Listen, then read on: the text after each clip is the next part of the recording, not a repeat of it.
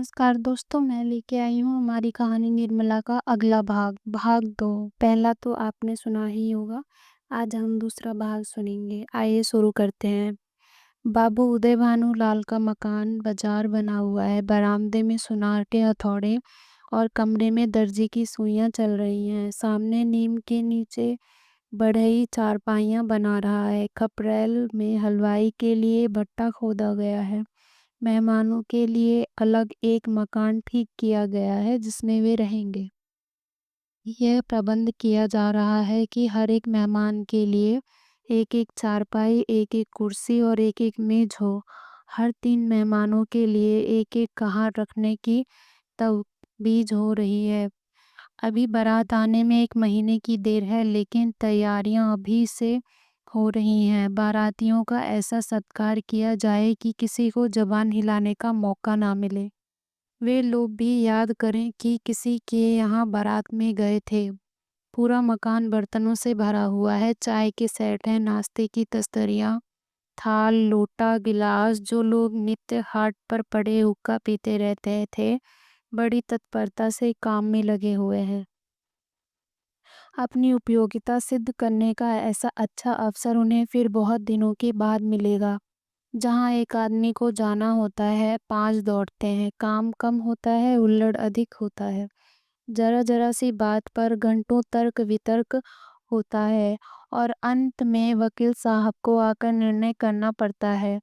एक कहता है यह घी खराब है, दूसरा कहता है इससे अच्छा बाजार में मिल जाए तो टांग की राह से निकल जाऊंगा। तीसरा कहता है इसमें तो हींग आ रही है। चौथा कहता है तुम्हारी नाक ही सड़ गई है, तुम क्या जानोगी किसे कहते हैं। जब से यहाँ आए हो घी मिलने लगा है, नहीं तो घी के दर्शन भी न होते थे। इस पर तकरार बढ़ जाती है और वकील साहब को झगड़ा चुकाना पड़ता है। रात के 9 बजे थे।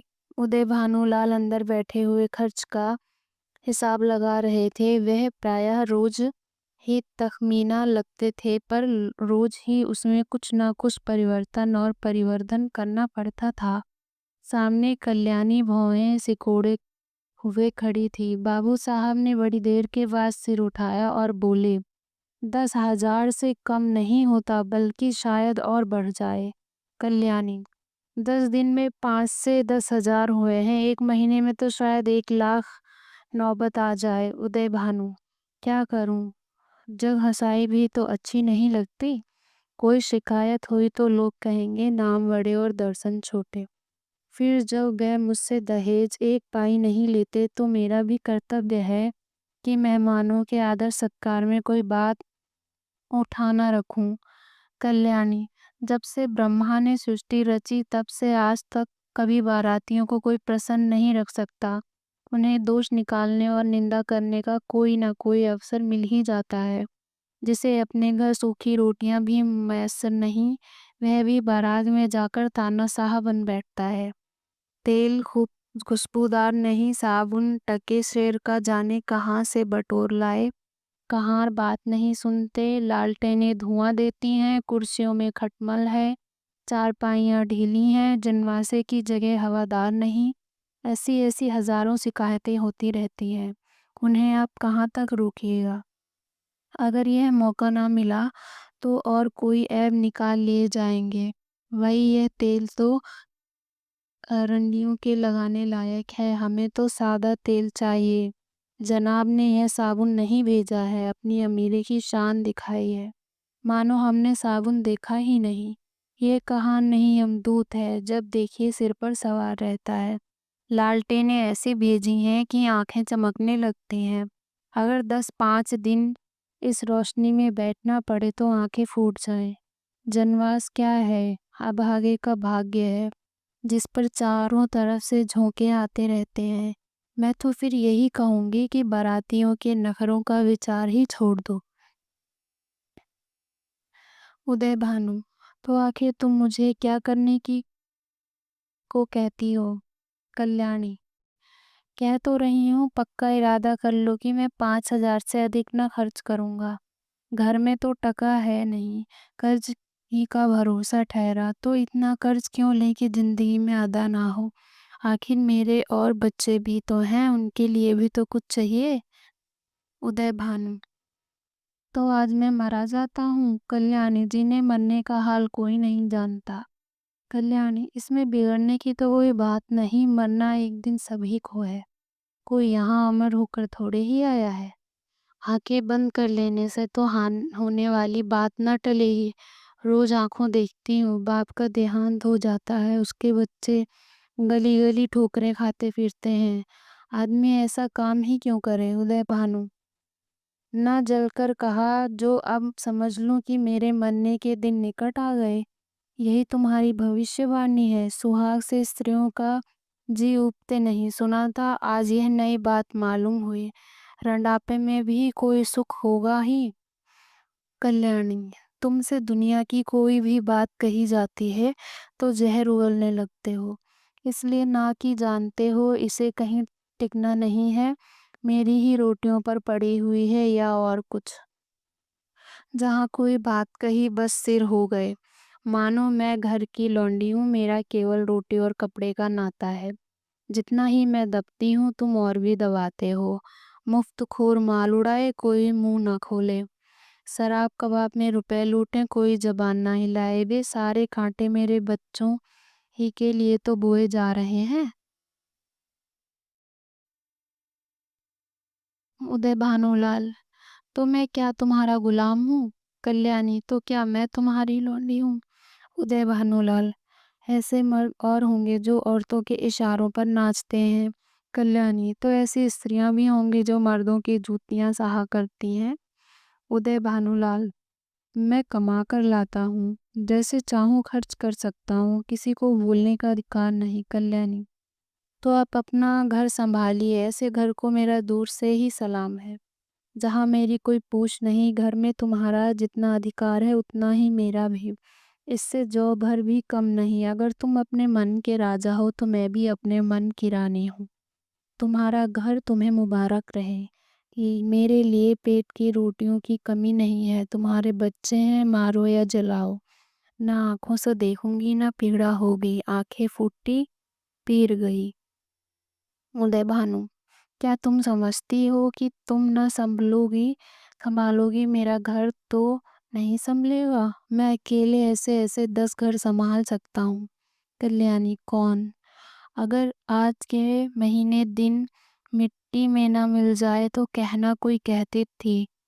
ये कहते कहते कल्याणी का चेहरा तमतमा उठा। वह झमक कर उठी और कमरे के द्वार की ओर चली गई। वकील साहब मुकदमे में तो खूब नींद में निकालते थे, लेकिन स्त्रियों के स्वभाव का उन्हें कुछ यूं ही सा ज्ञान था। यही एक ऐसी विद्या है जिसमें आदमी बूढ़ा होने पर भी कोरा रह जाता है। अगर वे अभी नरम पड़ जाते और कल्याणी का हाथ पकड़कर बिठा लेते तो शायद वह रुक जाती, लेकिन आपसे यह तो हो न सका। उल्टे चलते चलते एक और चरका दिया। बोले, मैके का घमंड होगा। कल्याणी ने द्वार पर रुककर पति की ओर लाल लाल नेत्रों से देखा और बिफर कर बोली, मैके वाले मेरे तकदीर के साथी नहीं है और ना मैं इतने नीच हूं कि उनकी रोटियों पर जा पड़ूं।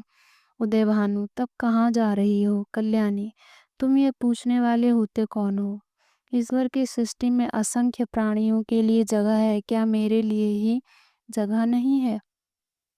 यह कहकर कल्याणी कमरे के बाहर निकल गई। आंगन में आकर उसने एक बार आकाश की ओर देखा, मानो तारागण को साक्षी दे रही है कि मैं इस घर में कितनी निर्दयता से निकाली जा रही हूँ।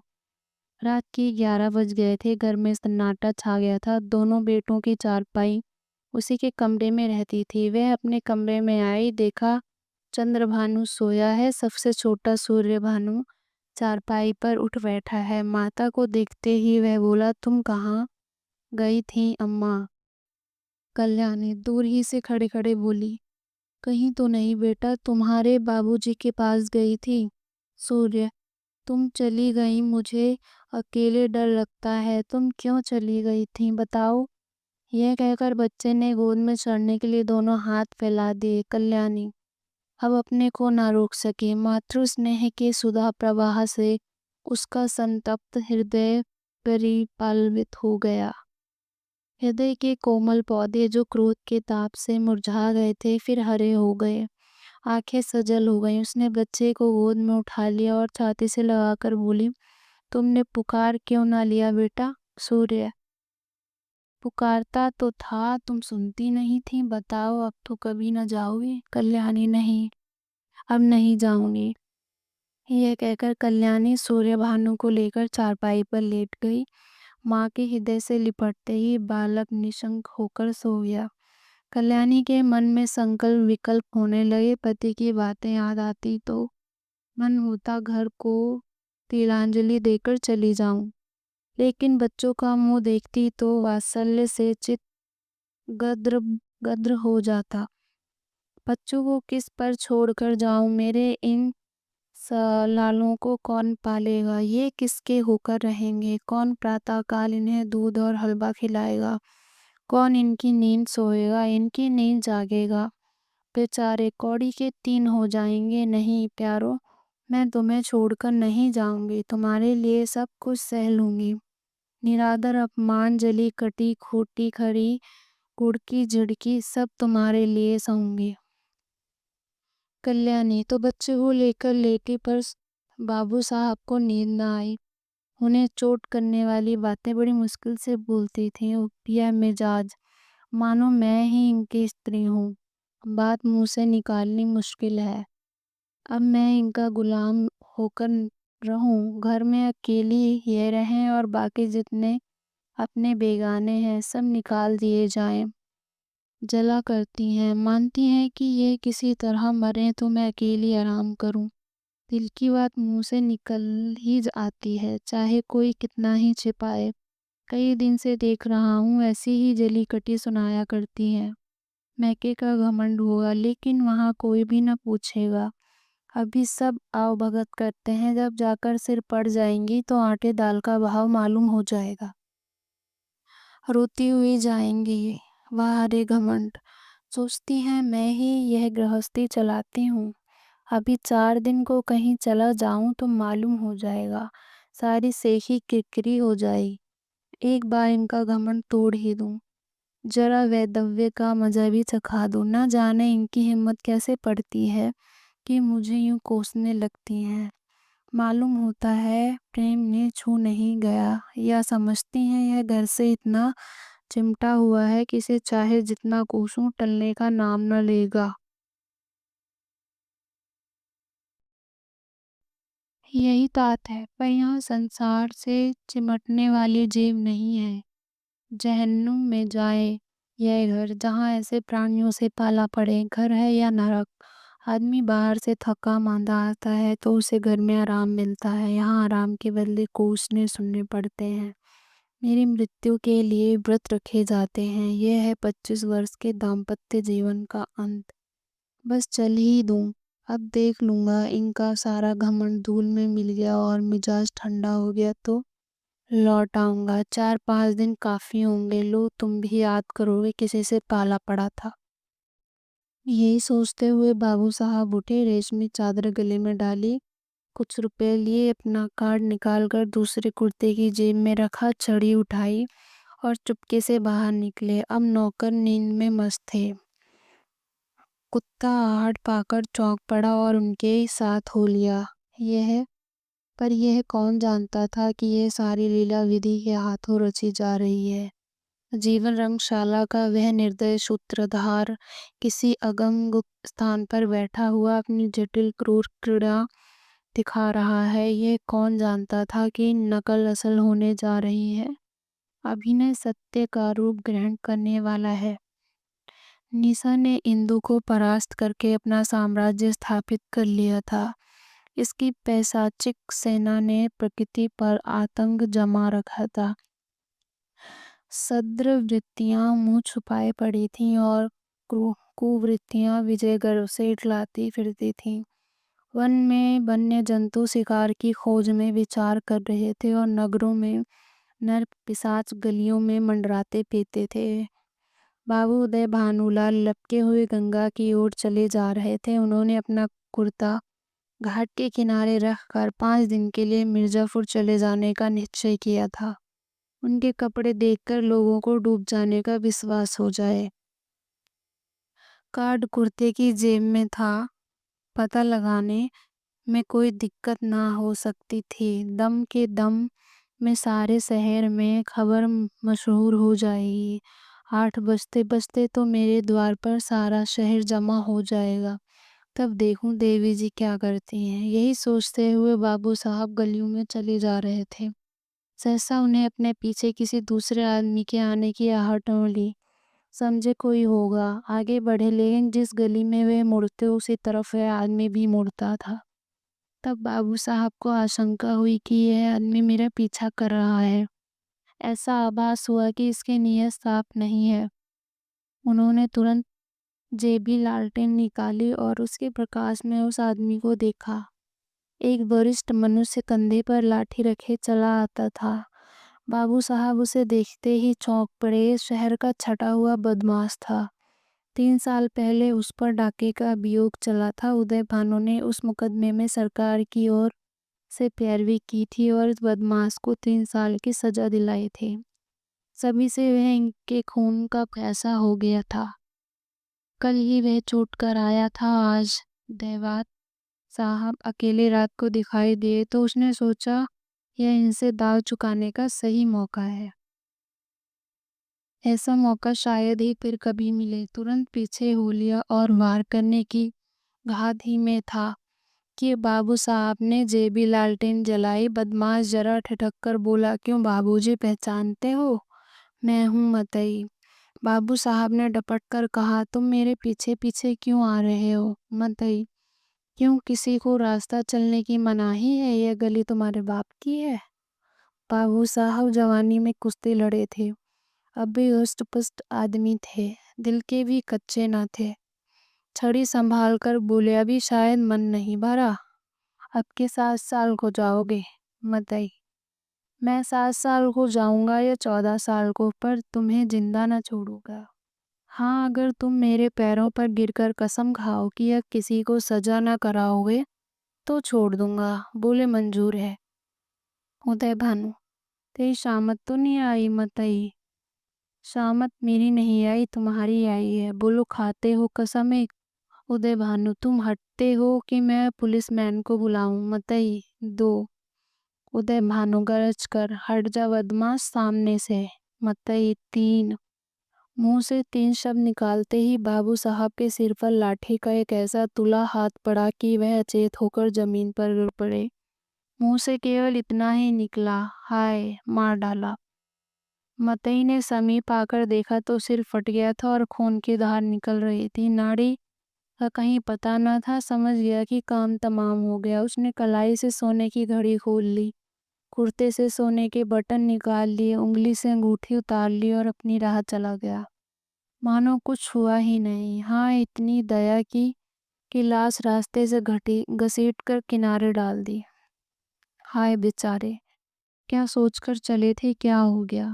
जीवन तुमसे ज्यादा आसार भी दुनिया में कोई वस्तु है क्या? वह उस दीपक की भांति ही क्षण भंगुर नहीं है जो हवा के एक झोंके से बुझ जाता है, पानी के एक बुलबुले को देखते ही, लेकिन उसे टूटते भी कुछ देर लगती है। जीवन में उतना सार भी नहीं।